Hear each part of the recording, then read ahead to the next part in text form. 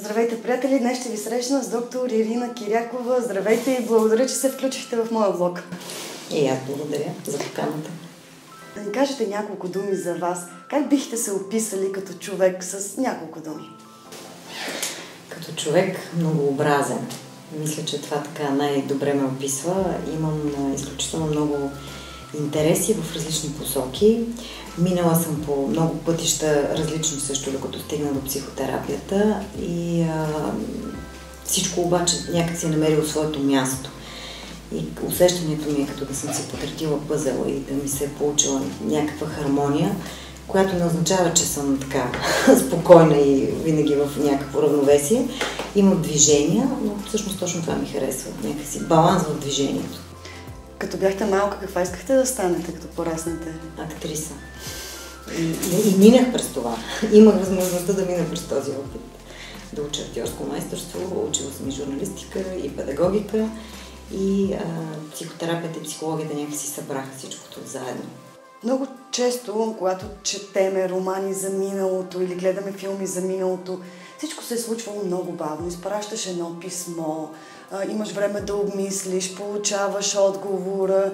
Някак си хората не са живяли така, както ние живеем. Сега в нашия толкова динамичен, толкова изискващ живот, смятате ли, че този живот кара повече хора да имат нужда от вашите знания и умения? И със сигурност се появяват професиите и се разрастват професиите също спрямо потребностите, които са в обществото.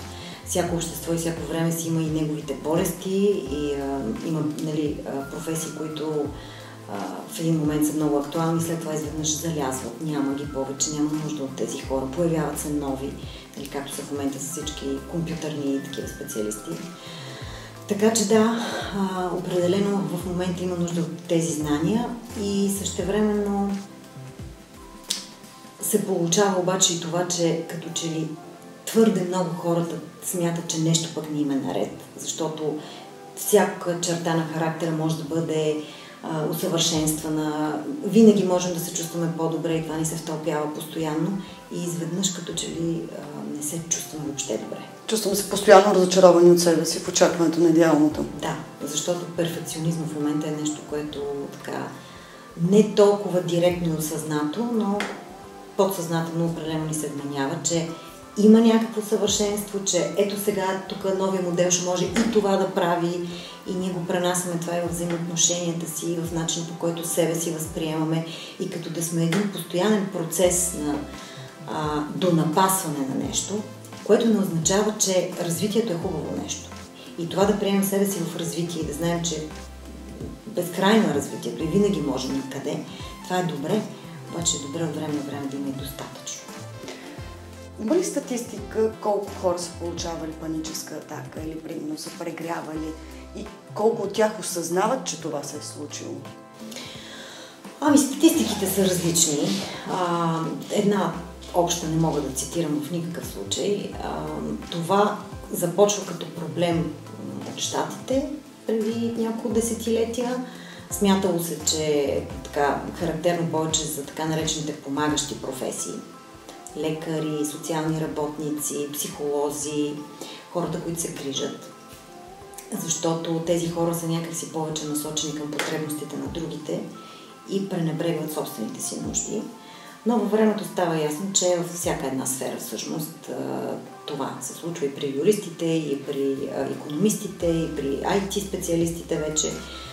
Не може да се каже, че само в една сфера е разпространено като проблематика. И вече дали може човек да се диагностицира, това в момента, как да кажа,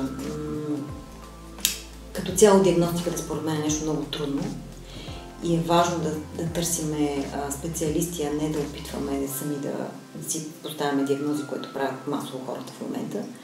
Защото някои неща, които са съвсем нормални и съвсем естествени, като вълнение, някои хора смятат, че имат панически пристъп. А това не е панически пристъп, това е просто по-силна възбуда, по-силно вълнение или напрежение от нещо. Така. Най-страшно е, когато първият път ти се случи подобно нещо, защото не знаеш какво представлява, не знаеш докъде ще стигне. Какви са основните симптоми, за да преценим дали е възможно това да е паническа атака и да потърсим помощ или какво е положението всъщност? На физиологично ниво обикновено има задушаване, трудност с дишането, изтръпвания, виене на свят или буквално причерняване, трудности с това, примерно, да остана концентриран, като че ли съм тук, ама и не съм тук, дереализация го наричаме. И така, най-разнообразни могат, разбира се, да бъдат сърцебиене. Някои хора го свързват дори с, че може би получават инфаркт, защото им изтръпва нещо и същевременно сърдечният ритъм е ускорен. При всеки човек симптоматиката е така различна, но това, което е важно, не че ще им реши проблема, но поне може да успокои част от хората.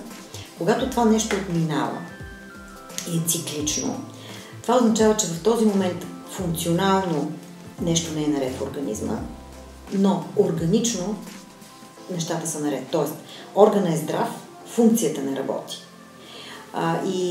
Докато ако имате, примерно, някакъв сериозен проблем, органичният проблем, той прогресира.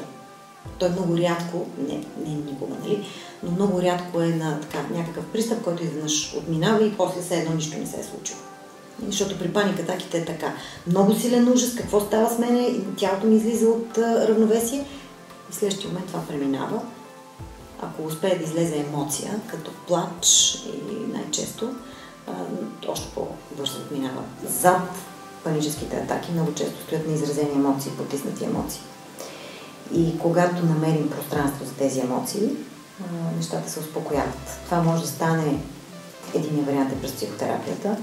Това е едно пространство, именно където можем да намерим пристан за емоциите си и за начин, по който се чувстваме, да забавим малко времето, да не тече с тази скорост, която тече иначе. Чрез движение, чрез спорт, чрез природа, чрез приятели. Това също са едни доста здрави и пълноценни начини да разтовариме напрежението. Но тъй като съвременният човек, начинът му на живот вече е такъв, че една голяма част от ежедневието му е работа. Тази работа не е свързана все повече и повече с много общуване. Има много трябва и малко пространство за това да се разтоварваме, да си почиваме. Влизаме от едно в друго, един такъв нескончаем цикъл и се задъхваме, буквално. По тази причина понякога няма пространство за емоциите. И затова казвам, че всяко време ражда и своята симптоматика, защото време, което не ти дава възможност да храносмелиш всичко това, което постоянно постъпва като стимулация, води до това в един момент да повръщаш общо взето. Така става с несмляната храна. Значи рецептата е този момент, в който се почувстваме така, че това е сигнал просто да си дадем време, да отделим време за себе си, да се анализираме, да спортуваме, да споделяме и да живеем като хора, не като машини. Точно така. Решението на всеки един проблем започва първо с наблюдение, т.е. да спрем, да погледнем, да наблюдаваме и тогава да преценим как да продължим. Много ви благодаря за този разговор. Моля.